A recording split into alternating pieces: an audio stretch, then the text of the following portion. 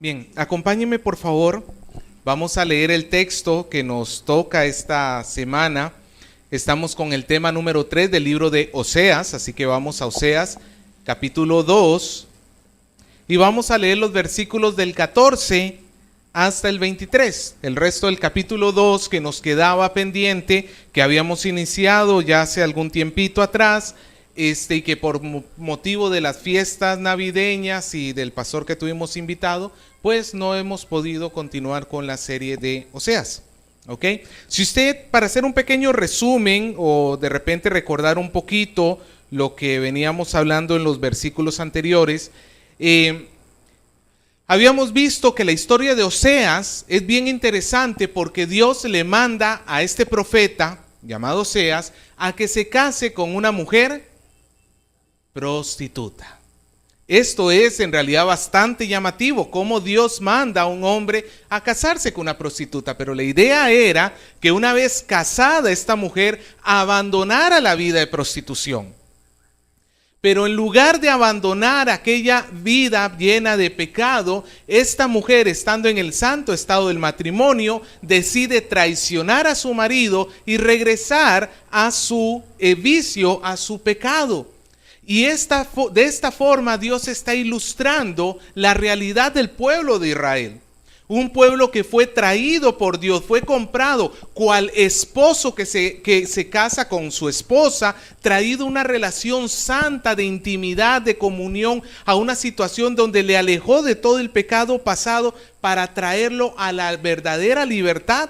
Y el pueblo de Israel, en lugar de agradecerle a Dios por su misericordia y amor, le da la espalda a Dios, le es infiel a Dios y se va a adorar dioses ajenos.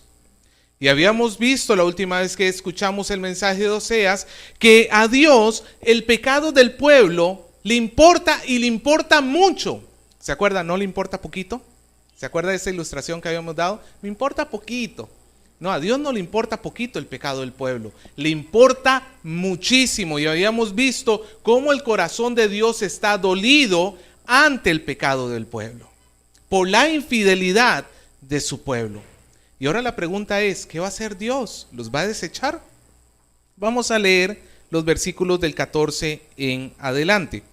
Dice así: pero he aquí, yo la atraeré y la llevaré al desierto y le hablaré a su corazón y le daré sus viñas desde allí y el valle de Acor por puerta de esperanza. Y allí cantará como en los tiempos de su juventud y como en el día de su subida de la tierra de Egipto. En aquel tiempo, dice Jehová, me llamarás Ishi, y nunca más me llamarás Baalí, porque quitaré de su boca los nombres de los Baales, y nunca más se mencionarán sus nombres. En aquel tiempo haré para ti pacto con las bestias del campo, con las aves del cielo, con las serpientes de la tierra, y quitaré de la tierra arco y espada y guerra, y te haré dormir segura. Y te desposaré conmigo para siempre, te desposaré conmigo en justicia y juicio, en benignidad y misericordia, y te desposaré conmigo en fidelidad, y conocerás a Jehová. En aquel tiempo responderé, dice Jehová, yo responderé a los cielos, y los cielos responderán a la tierra, y la tierra responderá al trigo, al vino y al aceite, y ellos responderán a Jezreel, y la sembraré para mí en la tierra, y tendré misericordia de Lo-ruhamá, y diré a Lo-ammi, tú eres pueblo mío, y él dirá, Dios mío. Vamos a orar. Amado Señor, queremos hoy escuchar su palabra con atención y rogar que usted bendiga esta hora en que nos sentamos a escuchar, que su espíritu produzca un cambio verdadero y profundo en nuestro corazón. Queremos rogar por su misericordia, queremos rogar por su ayuda. Oramos en el nombre de Jesús. Amén. Israel, ¿me puedes dar por favor ¿Está? Bien. El mensaje de esta mañana, de esta noche, hermano, se llama el pacto renovado. Si nos ponemos a pensar en estas fiestas en que estamos pasando, hoy en día muchos de los que nos llamamos cristianos estamos no solamente celebrando Navidad y Año Nuevo, sino que juntamente con estas celebraciones muchas veces vienen momentos de tentación, ¿sí o no? Momentos de repente en medio de la reunión familiar, en medio del jolgorio, en medio de todo lo que conlleva estas fiestas, hay muchas ocasiones para llegarle a ser infiel a Dios.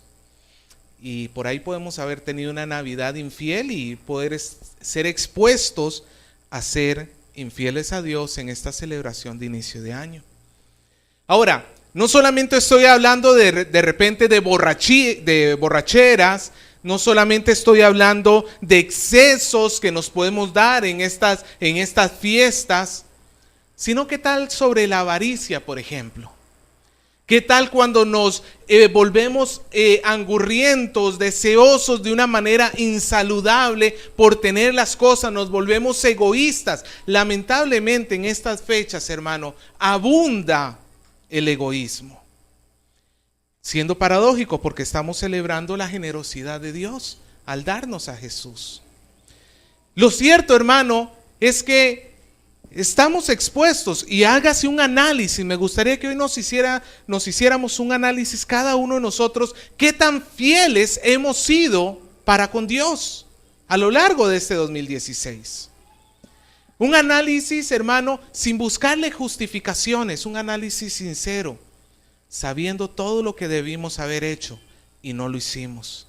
Y sabiendo todo lo que el Señor no le gusta que hagamos y aún así lo hemos hecho. Y muchas veces, hermano, luego de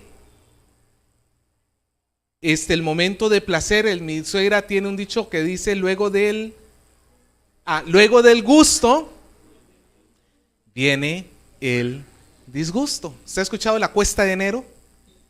Hablando económicamente decimos cuando nos gastamos todo el dinero en diciembre, llega enero y sacamos los bolsillos así, no hay nada de plata.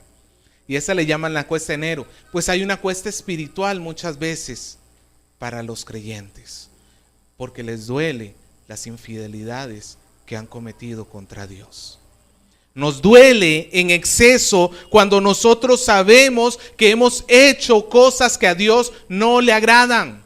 Nos duele en exceso cuando nosotros caemos en cuenta y decimos esto que el Señor me ha dicho que no haga y justamente eso lo he hecho.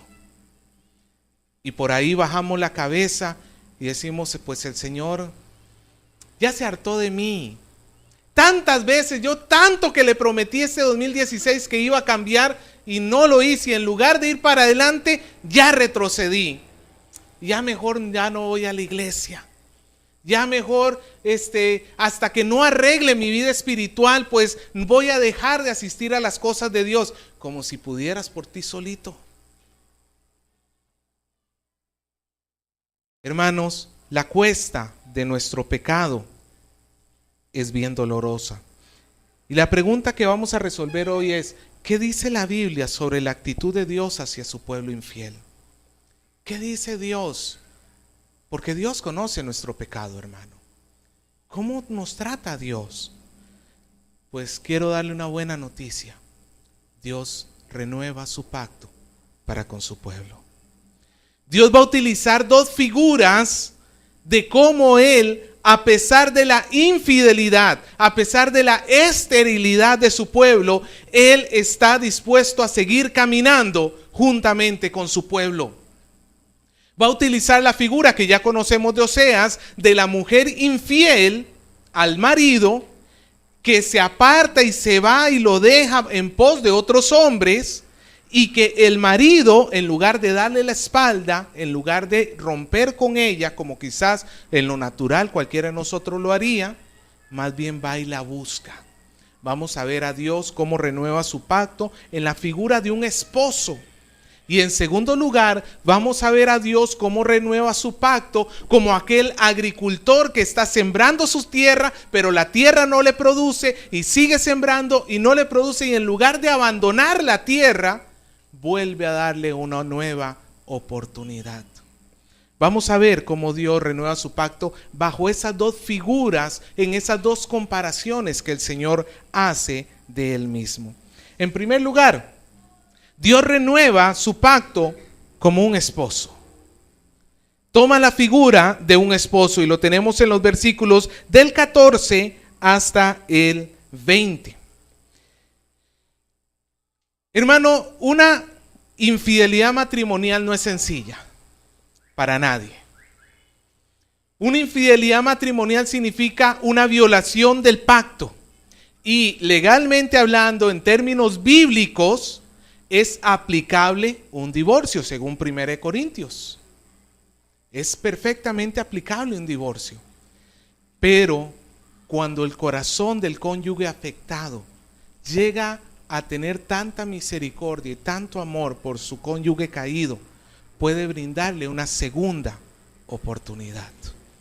Esa es cuando un cónyuge, hermano, que ha sido herido en el pacto matrimonial, decide darle una segunda oportunidad a su pareja. Es un ejemplo perfecto, una ilustración perfecta de lo que Dios hace por nosotros. El Señor dice en el versículo 14 y 15 que Él nos va a llevar de regreso al primer amor. Dice en el versículo 14: pero he aquí, yo la atraeré y la llevaré al desierto y hablaré a su corazón y le daré sus viñas de allí y en el valle de Acor por puerta de esperanza.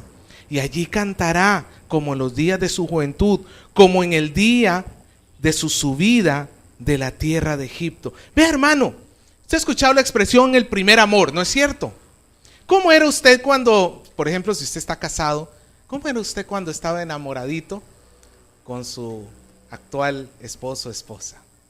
¿Cómo era ese primer amor? De repente usted podía estar hasta las 3 de la mañana ahí con el mensaje de texto o por el teléfono, aunque sea por la paloma, ¿no es cierto? Mandando lo que sea. Pero ahí sí es cierto que no estábamos cansados, ¿no es cierto? Ahí sí es cierto que no había... Pero pasa el tiempo y de repente, ya no queremos ni hablar, ya. No, hermano, el Señor dice, voy a atraer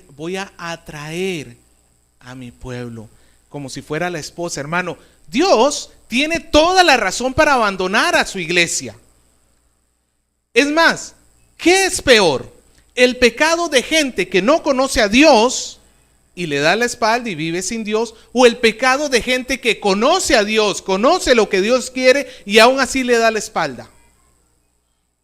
¿Qué es peor? Digo una cosa, el pecado de nosotros como iglesia es mucho peor que el pecado de los que no conocen a Dios. Y el Señor tendría toda la razón para darnos la espalda, por cuanto nosotros hemos violado el pacto que Él ha hecho con nosotros. Pero sin embargo el Señor, de una manera misericordiosa, dice, la atraeré. Pero para traerla, ¿a dónde va a llevar a la iglesia? ¿A dónde va a llevar a su pueblo? Nos dice en el versículo 14. ¿A dónde la quiere llevar? Al desierto. El desierto en la Biblia siempre ha sido figura de tratos del corazón, de Dios tratando el corazón del pueblo. En el desierto, cuando no hay agua, cuando no hay comida, cuando lo único que te queda es levantar los ojos y decir, Señor, solamente dependo de ti. Pues el Señor en el desierto muchas veces va a disciplinar a su pueblo para que el corazón de su pueblo se haga sensible. En el desierto el hombre reflexiona. Cuando pasamos por esos momentos difíciles, cuando el Señor permite esos momentos duros en nosotros, a veces es porque, hermano, estamos tan duros en nuestro corazón que el Señor nos tiene que llevar por ahí. Pero el punto de llevarnos al desierto no es causarnos daño. No es como el esposo, por ejemplo, que dice, pues como yo sufrí, así le haré sufrir. Como dice la canción, le voy a pagar con la misma moneda. Eso es un deseo de venganza horrible. Esa no es la actitud del Señor acá, cuando dice que va a llevar a su mujer infiel al desierto. La va a llevar para que pueda reflexionar, pero el propósito de Dios es el bien. En el versículo 15 nos dice que una vez que la esposa reflexione, del desierto, ¿a dónde le va a llevar? A las viñas. Ve, hermano, del desierto estéril, ¿a dónde la quiere llevar a la iglesia? A las viñas, a lugares de abundancia, a lugares de fruto. Dice, en el valle de Acor. ¿Sabe lo que significa la palabra Acor en hebreo? Tribulación. Es como el desierto. En medio de la tribulación, a través de la tribulación, pero eso va a servir como una puerta de esperanza, sigue diciendo, y no es de nuestra hermanita Esperanza. En otras palabras, cuando el Señor lleva al pueblo al desierto, no es para destrucción, al contrario, es para entregarle, para mostrarle que hay esperanza de restitución, que Dios no abandona a su pueblo. Es más, el Señor quiere que regrese al primer amor a tal punto que se ponga a cantar las canciones que cantaba en su juventud. ¿Cómo es una enamorada? ¿Cómo va la enamorada por ahí cantándole y cantando y cantando y cantando? O por lo que les veo en las caras a las hermanas, no eran muy cantadoras. No cantaban mucho. ¿Le cantaba usted, hermano, o cantaba usted de alegría? De enamoramiento. El pueblo de Israel, cuando salió de Egipto, cuando se partió el mar y ellos pasaron en seco, nos dice que Moisés levantó la voz y comenzó a cantarle de agradecimiento, de gratitud a Dios. Esas son las canciones, hermano, las canciones que vienen del corazón, no una canción que de repente simplemente repetimos con los labios. No, el Señor quiere cautivar el corazón de su esposa infiel. El corazón quiere cautivar el corazón de su pueblo infiel, llevarlo a ese primer amor nuevamente. Pero no solamente quiere su corazón con él, quiere la exclusividad de su corazón. Por eso el Señor no está dispuesto a compartirlo con otros. El Señor está queriendo liberar a su pueblo de sus amantes. Versículo 16 y 17. En aquel tiempo, dice Jehová, me llamarás Ishi y no me llamarás más Baalí, porque quitaré de tu boca los nombres de los Baales y nunca más se mencionarán sus nombres. Ve, hermano, acá Baalí es una forma de referirse a los Baales. Los Baales eran dioses ajenos, los dioses de los cananeos, y eran tras esos dioses que el pueblo de Israel le había dado la espalda a Dios. Ellos habían dicho, ¿se acuerda cuando lo vimos las semanas anteriores? Que ellos pensaban que eran estos dioses quienes les daban su comida y su vestido. Y en lugar de traerles bien, en lugar de traerles favor, en lugar de traerles bienestar, estos dioses lo único que habían provocado era el enojo de Dios sobre el pueblo de Israel. Ahora el Señor dice, yo los voy a liberar. Y ya no me llamarán más Baalí, sino que me llamarán Ishi. ¿Cuál es la diferencia? ¿Qué significa esto? Ish o Ishi significa mi esposo. Y Baalí también significa mi esposo. Pero hay una pequeña diferencia entre uno y otro.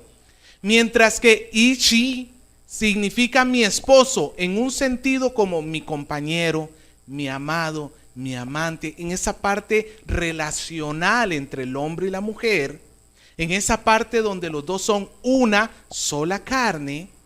Baalí significa mi esposo, pero más bien enfatizando la diferencia jerárquica, llamémoslo así, que hay entre el hombre y la mujer. Mi esposo en el sentido de decir mi cabeza, mi señor, y por tanto yo estoy sujeto a ti. ¿Me dejo entender? Esa es la diferencia sutil que hay entre Ishi y Bali. ¿Qué es lo que ha sucedido? Pues los dioses ajenos, la idolatría, no ha formado para con el pueblo de Israel una relación como de Ishi, una relación de hermandad, una relación de amor, una relación de una sola carne. Más bien se han enseñoreado del pueblo de Israel. Hermano, el pecado siempre se va a enseñorear de nosotros de una manera despiadada y destructiva. Si usted quiere saber por qué el Señor quiere su santidad, es porque es lo mejor para usted. Y este 2017 que está comenzando, hermano, usted tiene que proponerse ya dejar de estar debajo de los Baales, debajo de los vicios, debajo de los pecados, debajo de los egoísmos, debajo de cualquier forma de pecado, porque eso nada más se va a enseñorear de ti para destrucción.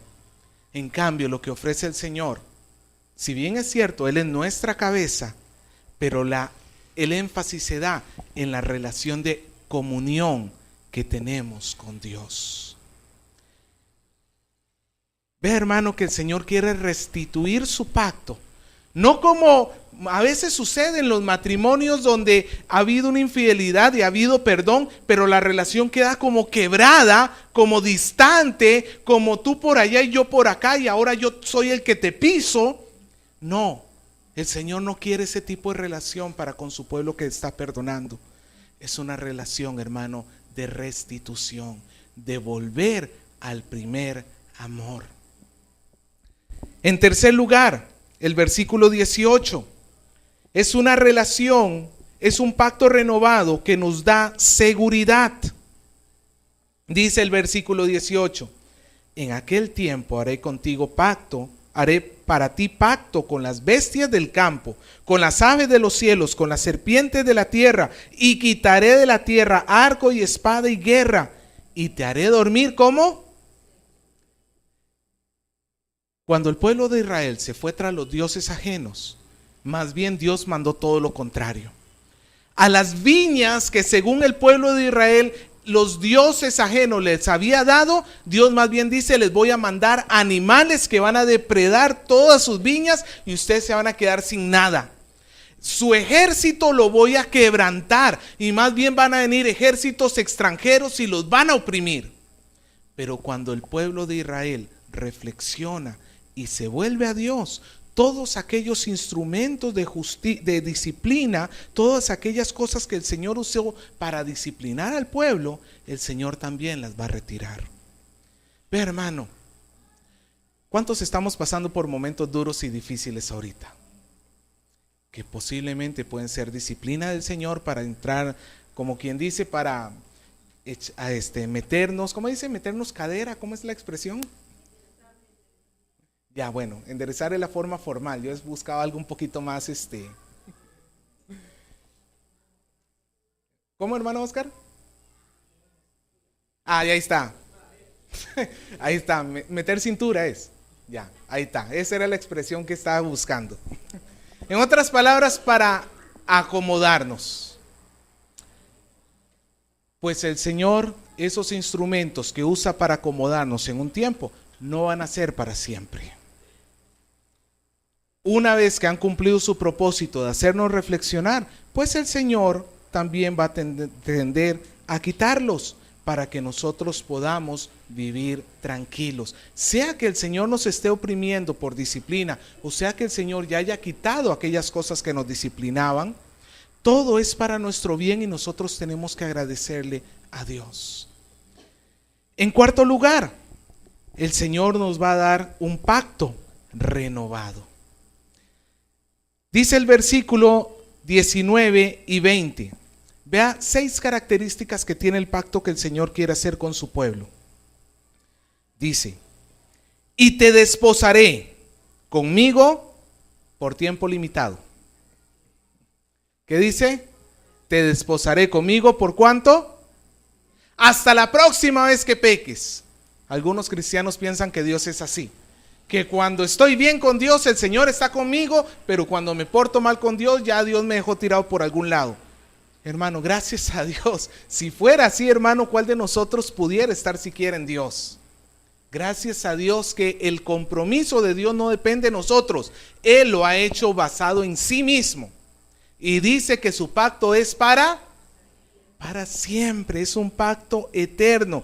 Para siempre significa que es duradero y que es constante, que nunca cambia. No es un pacto que se debilita. No es como el pacto matrimonial que vemos muchas veces, donde se casan con todo el fuego y a los 10 años, 15 años, 20 años y apenas son conocidos. No, es un pacto que es constante y duradero. El amor de Dios por su pueblo es duradero, no se debilita, no cae. En segundo lugar, es un pacto, dice, de justicia y de juicio. Estas palabras van juntas y lo que significa es un pacto de rectitud. Un pacto donde Dios va a hacer lo que es correcto. Dios va a hacer lo que es justo. Y ¿sabe qué es lo bueno, hermano? Que cuando Dios hace lo que es justo, usted y yo nos vemos beneficiados. Porque la ley de Jehová es medicina para su pueblo. Cuando nosotros, algunos piensan en los cristianos y dicen, estos que obedecen a Dios y se restringen de muchas cosas, qué aburridos. No, hermano, no son cosas que eran para nuestro bien que nos quitamos de encima. Gracias a Dios, cuando le obedecemos a Dios, en lugar de evitar cosas buenas, lo que estamos evitando son cosas malas. Cosas que nos dañan, cosas que nos van a provocar dolor. Sigue diciendo, es un pacto, ¿cómo más dice? En benignidad. Esta palabra significa una compasión de Dios por su pueblo. Que Dios ve con ojos de compasión. Hermano, Dios no está con un trueno ahí listo para tirártelo encima apenas tú peques. Dios ve al pecador con compasión, con dolor. Sigue diciendo, es un pacto de fidelidad, de misericordia. Es un pacto, hermano, donde se muestra el amor y la fidelidad de Dios. Es fácil amar a aquellos quienes nos aman, ¿sí o no? Es fácil amar a aquellos que se portan bien con nosotros. Alejandrito, no te duermas, papá, ten respeto por la palabra de Dios. Es fácil cuando la pareja está bien portada amarlo, ¿sí o no? Pero hermano, ¿cuánto amor se necesita para amarla cuando se está portando mal? Nosotros somos esa pareja mal portada. Y el Señor aún así nos dice que es un pacto con misericordia. Es un pacto, sigue diciendo en versículo 20, en fidelidad. Esto significa que Dios va a portarse de una manera honesta y verdadera. Dios no es que hoy nos está diciendo, hoy te amo y mañana te dejo tirado. Como los enamoraditos que de repente teníamos cuando éramos jóvenes, ¿no? Que sí, que lo amo mucho, que lo quiero, que no puedo dormir de solo pensar en él. Y a los 3 meses ya no le queríamos ver la cara. No es ese tipo de pacto que el Señor está haciendo con nosotros. Es un pacto de fidelidad. Y para al final del versículo 20 nos dice, y conocerás a Jehová. ¿Sabe lo que significa aquí conocer, hermano? Intimidad. Es un conocimiento que va más allá de simplemente tenerlo aquí en la cabeza. Como cuando tú ves una persona en la calle y te preguntan, ¿lo conoces? ¿Y tú qué respondes? No lo conozco, sí sé que existe. Sí sé que está ahí, pero no lo conozco. No sé quién es, no sé cómo se llama, no sé qué le gusta, no sé nada de él. En cambio, cuando decimos que conocemos a una persona, ¿Ah? Ok, por ejemplo, yo conozco a mi esposa, conozco qué le gusta, qué le disgusta, conozco cómo ella piensa, por lo menos hasta donde humanamente se puede en una relación de esposos. Conozco muchas cosas de ella, conozco su pasado, conozco sus anhelos, conozco lo que, o sea, voy conociéndola, tenemos una relación. Es más que simplemente decir, allí hay alguien. Cuando muchos dicen, conozco a Dios, en realidad más se parece a que dijeran, sí, sé que existe Dios. Pero ese no es el tipo de conocimiento. El pacto que Dios quiere hacer con su pueblo es un pacto que lleva a la intimidad, al conocimiento profundo de quién es Dios, al conocimiento profundo y verdadero, a una relación íntima y genuina. Este 2017 que está comenzando, hermano, busque verdaderamente dejar de conocer ese de oídas te había oído, sino más bien que usted puede decir ahora, mas ahora mis ojos te ven. Que sea un conocimiento verdadero. Este pacto que acabamos de leer acá del Señor con Israel todavía está pendiente, porque el pueblo de Israel, Dios lo mandó al exilio y nunca regresó a la tierra de regreso. Pero Dios sabe dónde están sus descendientes a lo largo del mundo. Y un día Dios los llamará. Ahorita estamos en la era de los gentiles, ¿lo sabía? Ahorita la salvación no está dirigida principalmente a los judíos, sino que es el tiempo que nosotros, los que no somos judíos, vengamos al Señor. Y ahora más bien tenemos que aprovechar la ocasión, porque este beneficio que era para Israel, el Señor lo ha abierto para todos los que escuchan su voz. Pero ciertamente también todos los que le den la espalda, también van a perecer, sean israelitas o no sean israelitas.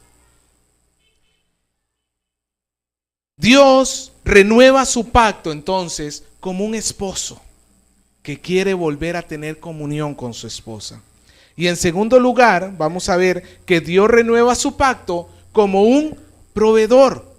Imagínese la figura de un agricultor. ¿Sabe, hermano? A mí me pasó, este año tuvimos una mala experiencia agricultora. Ya me di cuenta que no tengo propiedades de agricultor.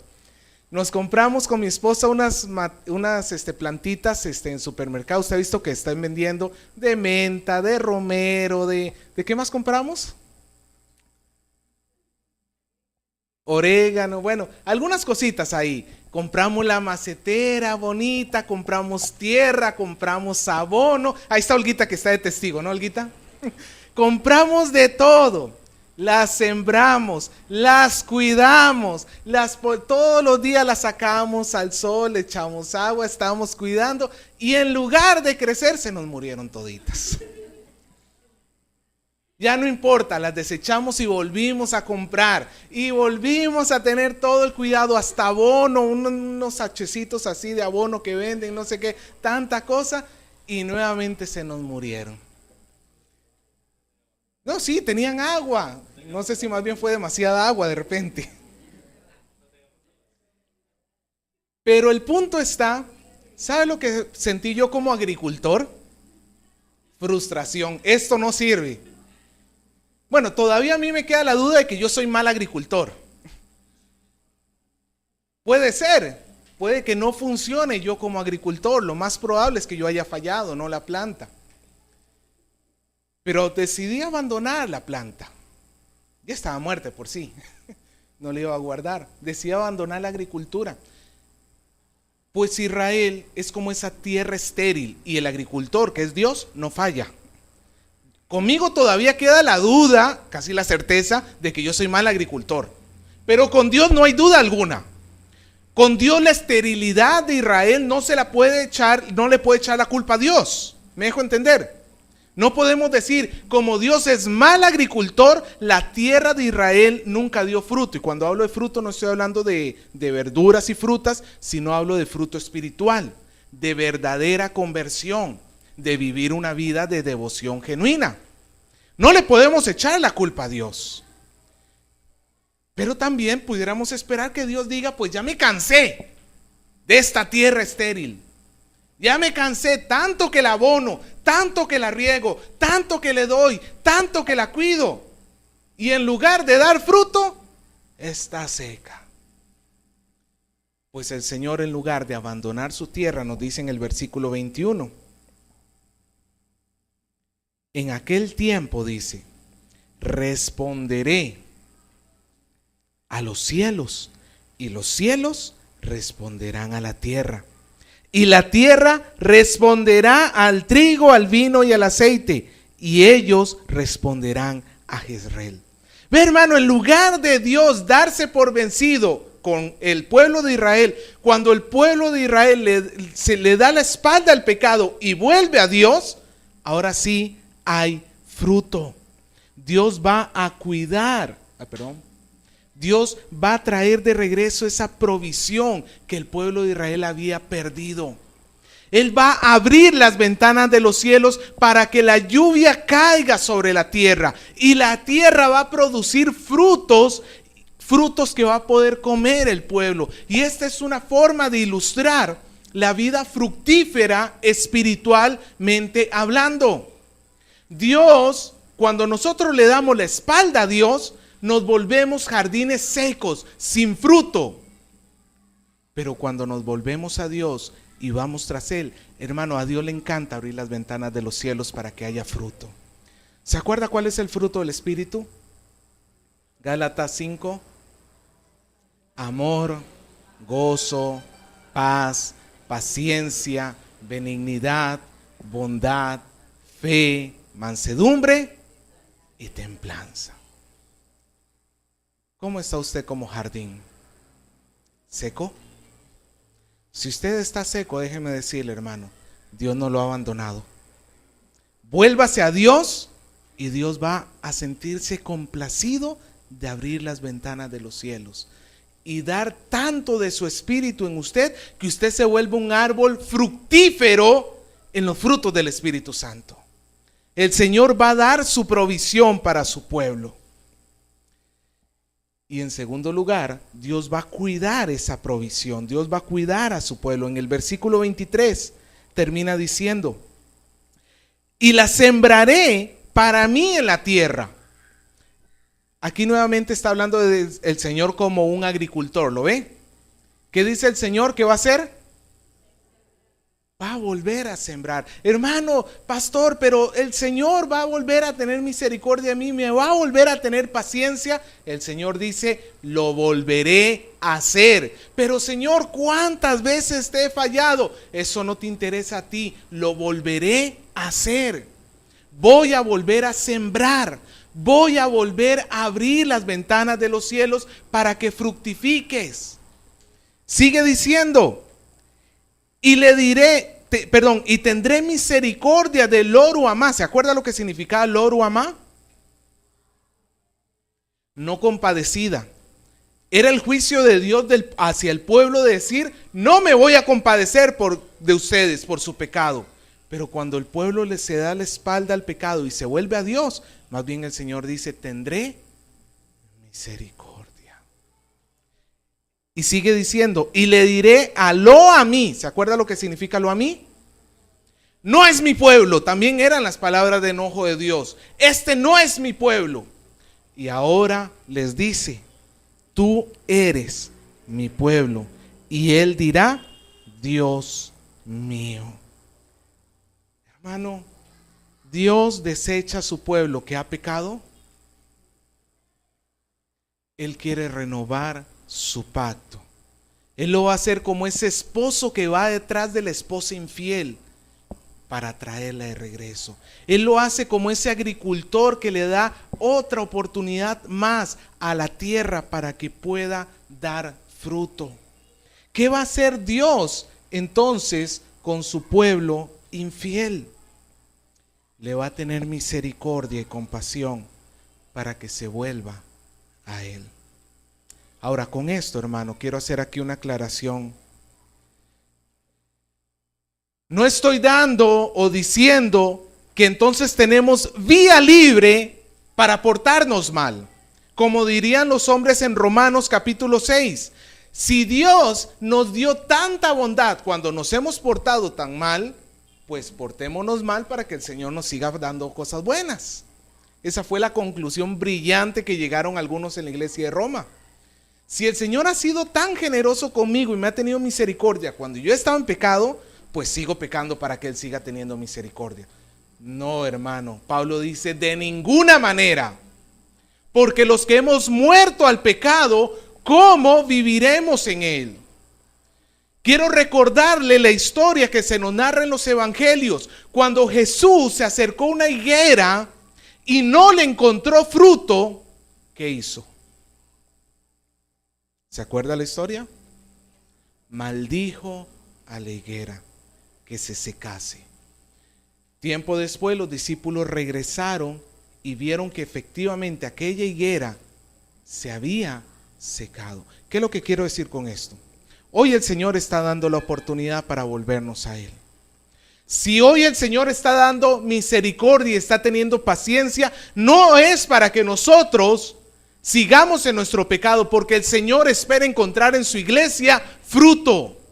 Como un esposo espera encontrar en su esposa fidelidad, como un agricultor espera encontrar en su terreno fruto, de esa misma manera Dios espera encontrar en nosotros fruto y fidelidad, hermano. Pero también la paciencia de Dios tiene un límite. Y si usted no se vuelve a Dios, no deja de serle infiel a Dios, no le da la espalda al pecado para venir a Dios, en algún momento Dios va a terminar de tener paciencia con usted. Y en lugar de tener paciencia, usted va a pasar a la fila de los que van a juicio eterno. Y ya no hay retorno. Y ahí es como la higuera que se le acabó su tiempo, que el Señor la maldijo y se secó. No hay otra. Lo que quiero que entienda es que este texto nos demuestra que Dios tiene un propósito en su enojo para con nosotros. Y también tiene un propósito en la paciencia que nos tiene. Y ese propósito es que nosotros nos volvamos a Él. Reflexionemos en nuestro pecado, nos arrepintamos y nos volvamos a Dios. Dios no está alcahueteando el pecado de su pueblo. Dios lo que espera es que su pueblo use su misericordia para arrepentirse genuinamente, para ya no seguir jugando con el pecado y para darle la espalda al pecado y venir en pos de Dios. Hoy tenemos nosotros la esperanza, la oportunidad de ser perdonados.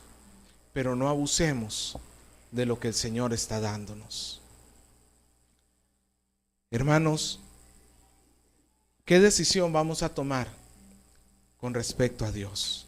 Hoy ya vimos que si usted alguna vez se sintió desechado por Dios, el Señor no lo ha desechado. Pero eso sí, tiene que cambiar algo. Alguien publicó en Facebook algo que decía algo así: el 2017 no tiene que ser un año diferente. El que tiene que ser diferente eres tú. Si tú no cambias tu actitud para con Dios, nada va a cambiar. Y en lugar de crecer, más bien va a encontrar en ti menos fruto. Pero en cambio, si tú te vuelves a Dios y le dices: Señor, perdona, mira que el Señor está queriendo establecer contigo un pacto tan bueno como el primero, por decirlo así. No es que el Señor te va a tener como cristiano de segunda categoría porque tú le fuiste infiel. No, el Señor te vuelve a traer y te vuelve a dar todos los privilegios que tenías desde un inicio. Pero tienes que volverte a Dios. Tienes que pedirle perdón a Dios. ¿Qué decisión va a tomar usted, hermano? Más allá de quien tenga usted a su costado, si es su familia, el familiar no te va a salvar. Tu mamá puede ser muy cristiana que tú te puedes estar yendo a los infiernos. ¿Qué decisión vas a tomar?